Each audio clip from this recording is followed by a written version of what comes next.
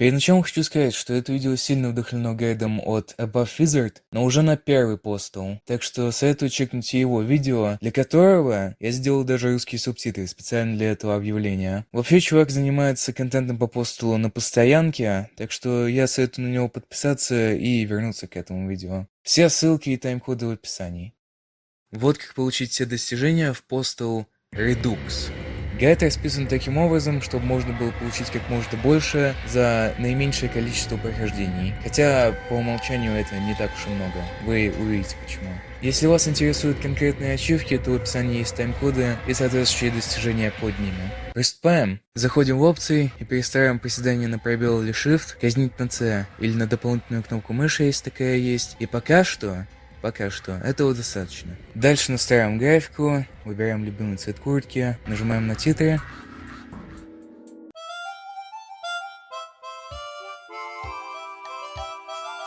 И смотрим их до конца для первого достижения. Заходим в новую игру и выбираем постул. На легкое да. Ну ладно. Как загрузимся, начинаем стрелять до первой ачивки.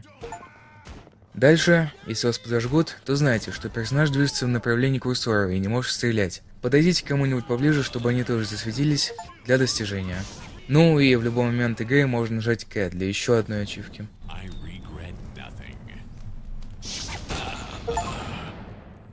Внизу от спауна находится ракетчик. Жмите пробел, чтобы доджить его ракеты 10 раз. Людей, которые валяются на земле, но все еще движутся, можно казнить, подойдя к ним и нажав на соответствующую клавишу. Казните 13 людей, и ачивка ваша. Есть достижение выйти из уровня, когда у вас меньше 10 хп, и вы можете сделать это и на первом уровне, поджигая себя молотовыми или взрывая себя.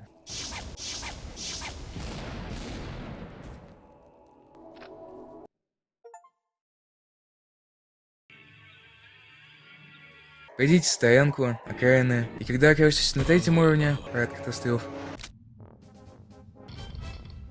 киньте молотов в парад. Звуки и запах победы, не иначе. После приобретения огнемета на свалке можно получить достижение за килл с каждого орудия. Также есть достижение убить сразу 4 людей с одной ракеты и 3 с одной мины. В компании есть места, на которых стоят идеальные цели для такого. Но если хотите сделать это пораньше, то можете воспользоваться методом камикадзе, как я в шахтах отдумался. Когда вы дойдете до поезда 9 уровня, вам дадут достижение за прохождение половины оригинальной игры. И даже если вы застрянете в этом уровне на 1,5 часа, в конечном счете, вы окажетесь на ферме, где вашей дополнительной целью будет застрелить всех страусов.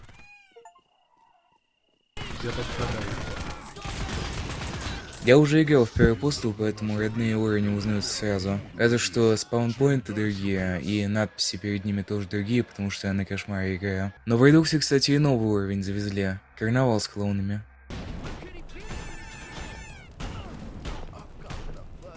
Но даже без названия сразу узнается и стройка, и гетто, и городок, и парк развлечений.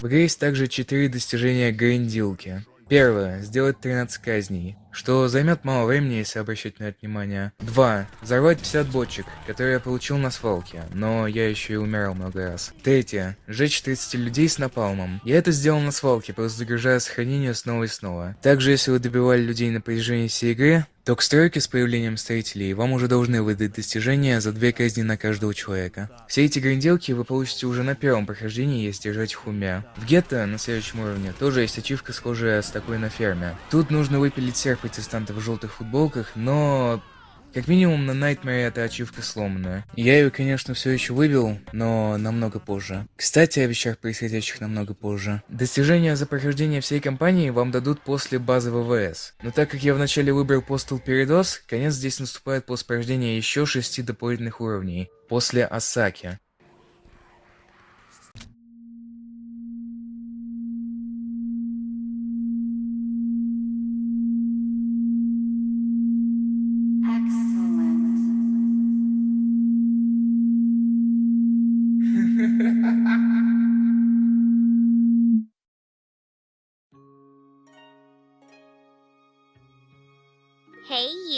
Rise and shine, we've got work to do.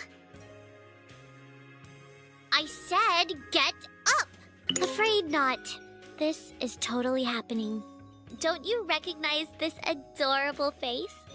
If you can't tell by now, I'm a fairy. Well, a love fairy to be exact. Now, if you want to meet a hot chick, you gotta go where the hot chicks are. I've done some scouting and I have a few ideas of where to start. It depends what type of girls you're into. What'll it be? Good choice, rookie. Couldn't have picked it better myself. Alright, ready? Get your game face on.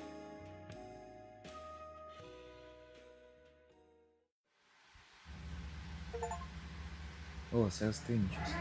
А вот причина, по которой я выбрал данную сложность и набор уровней в начале. Ведь нужно пройти 1. Игру без выживших. То есть на каждом уровне должна высвечиваться надпись Extermination, и популяция уровня должна быть на нуле. 2. Игру без смерти мирных. Количество гражданских — это популяция минус количество врагов. Имейте примерное число в уме, но на некоторых уровнях есть спаунеры людей, которые могут влиять на эти цифры. Если вы все сделали правильно, то после зачистки порога врагов высветится надпись, что невиновные не пострадали от вашего посталити. 3. Постал перенос на кошмара. То, что я делал на первом прохождении, потому что я проходил оригинал с 97 на 100%.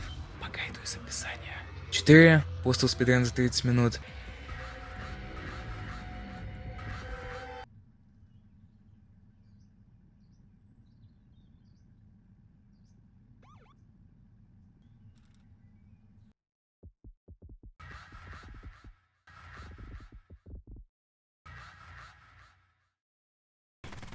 1 nation under death.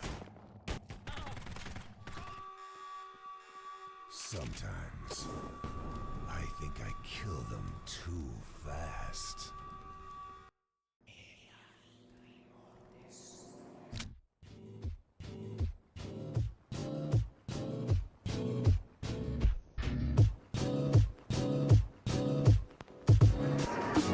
Time is a very difficult thing to pin down. There's a famous saying of St. Augustine of Hippo that when he was asked, "What is time?"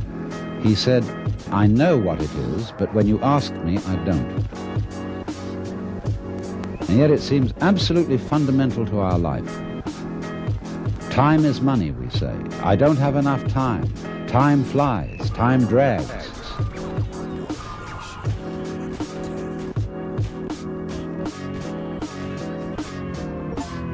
Population pressure and the stress of modern life may cause an increase in violent tendencies. The urban environment is the incubator for all sorts of undesirable behaviors.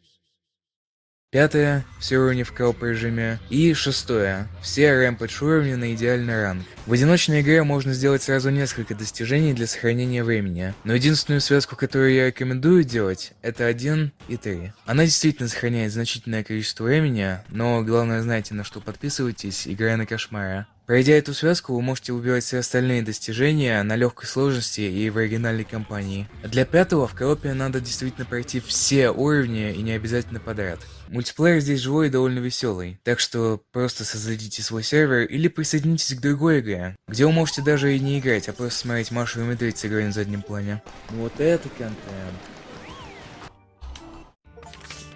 А сейчас дали. Вопрос, а почему сейчас-то дали? А Rampage уровни это другой режим, в котором нужно набивать как можно больше очков, убивая людей, и можно сказать, что это совсем другая игра.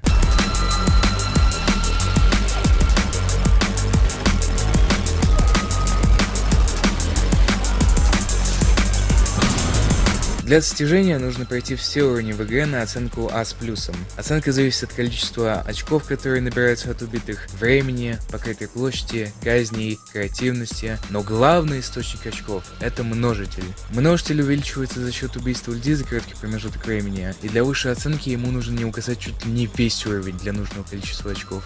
Поначалу эта резкая смена плейстайла может завершить для вас идеальное прохождение уже на 3-й карте. Но все же есть некоторые хитрости, которые нереально все облегчают.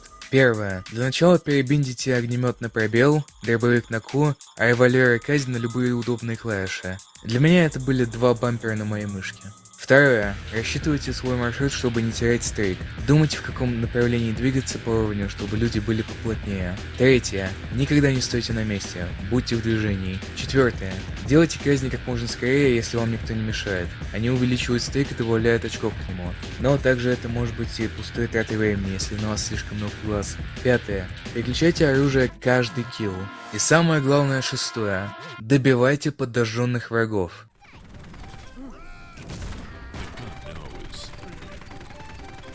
В чем дело? Когда вы поджигаете врага, стрейк увеличивается на 1. Если он сгорает, ничего не происходит. Но если его застрелить во время его горения, то стрейк опять увеличится на 1. Это значит, что с огнеметом можно просто удвоить количество убийств, тем самым в конце набрав очки намного больше требования на А с плюсом. С этим правилом самым сложным становится только нормально выстраивать маршрут, чтобы множитель не гас. И то, достаточно знать построение всех уровней, чтобы и об этом особо не париться. Поэтому играйте с этими правилами и дело в шляпе. Точнее, дело в 23 шляпах.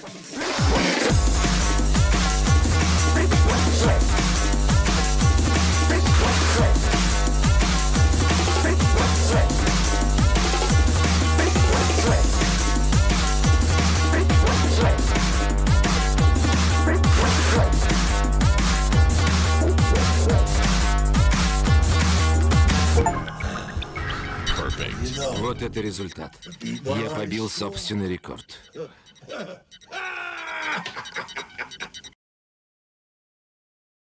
Но зачем же? Зачем же, спросите вы, проходить игру 5 раз и проходить все уровни на хайскор? Зачем так запариваться насчет платины Postal Redux?